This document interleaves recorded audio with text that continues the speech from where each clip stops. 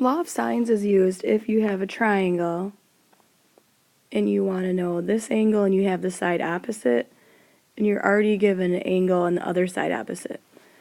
So I try to use law of sines because it's simpler, whereas the law of cosines is if you have a triangle and you know this angle and this side, so the angle and the side opposite, you could find one of these other legs as long as you have a leg already. So we call the angle that we're given angle A and the side opposite is A.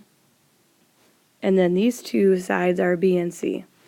So you have to have one of these for law of cosines. You have to either have an angle and the side opposite and one of the sides, or you could have both of these sides, an angle, and you define the opposite side. But what's crucial is the angle and the side opposite need to be opposite of the equal sign. So here's what it looks like.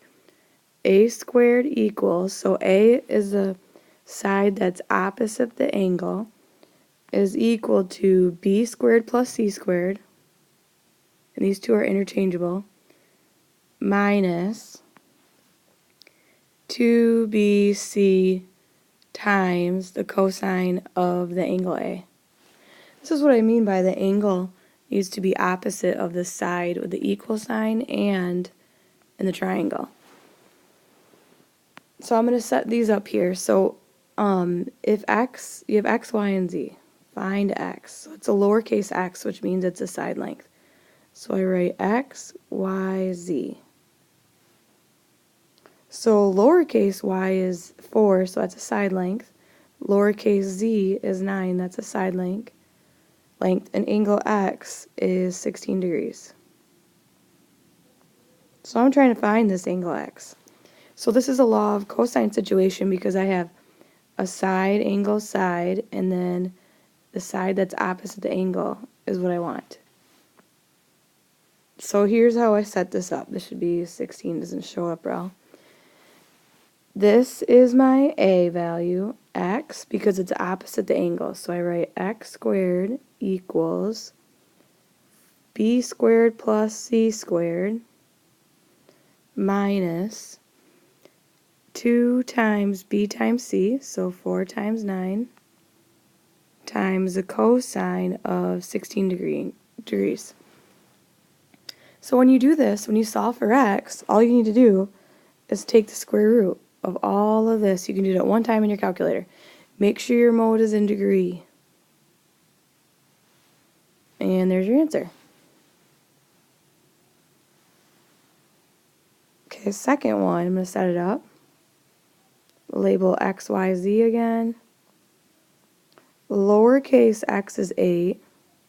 Lowercase z is 5. And the measure of angle y is 8 degrees. So I'm trying to find angle y. So again, I have a side angle side situation. So this is going to be my A. So y squared equals 5 squared plus 8 squared minus 2BC. So 2 times 5 times 8 times the cosine of 8 degrees. So again, you have y squared, so you just take the square root of all of this in your calculator at one time. Okay, number 7 and 13, these are similar.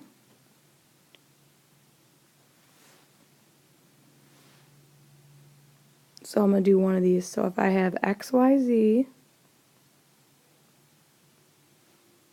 and then y is 16, z is 4, and x is 123 degrees.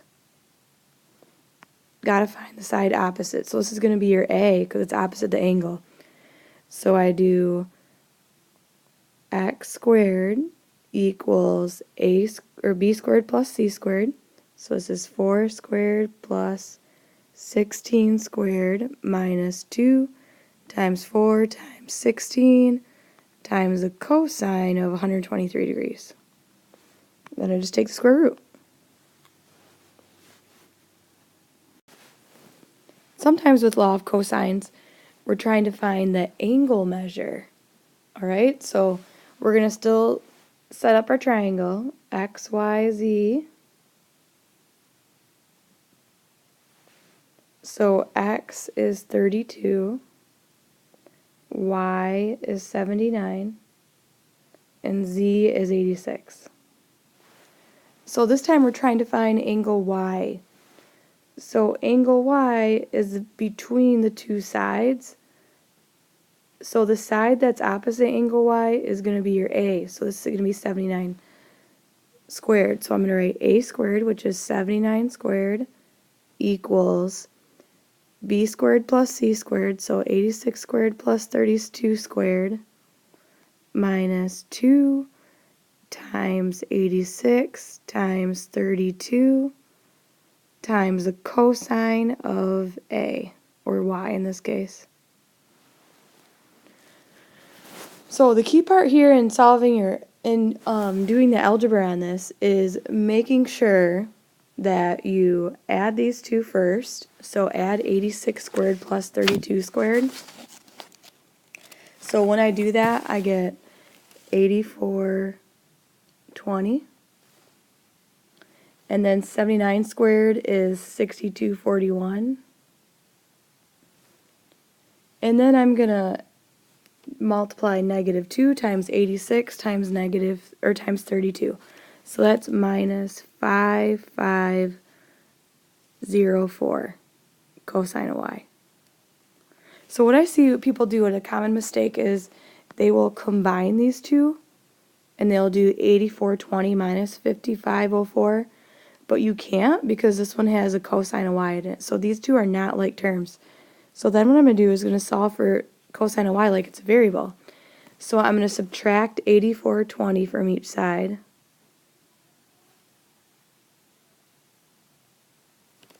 And I get negative 2179 equals negative, bring down this negative, I also see people messing up on that too, 5504 cosine of y. So to solve for the cosine of y, or to solve for y, I first need to isolate the cosine.